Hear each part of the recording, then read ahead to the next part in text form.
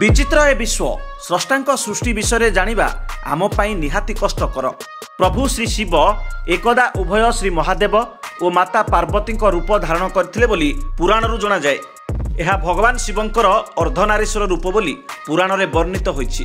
तेबे कोलंबियार मालिजेल्स निकटरे ग्रीन हनीक्रीपर नामक वैज्ञानिक नाम क्लोरोफ्लोरेंस पिजा एक पक्षी देखा मिली जहाँ एका बेले अंडीरा और माई रूप धारण करथिबा चर्चार विषय पलटिछि। तार गोटे पार्श्वर परगुड़िक अंडीरा चढ़ईर पर भली नील रंग होइथा बेले अन्य पार्श्वटी माई चढ़ईर पर भली सबुज रंग होइछि।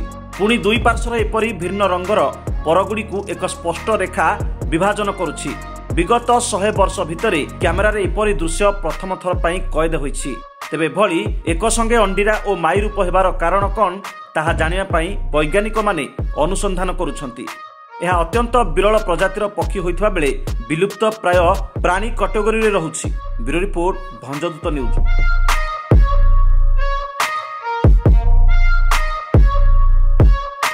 एमिति नुआ नुआ खबर जानिबा पाए जोड़ी हेइ रुहंतु आम चैनल सहित सब्सक्राइब करंतु भंजदूत न्यूज को।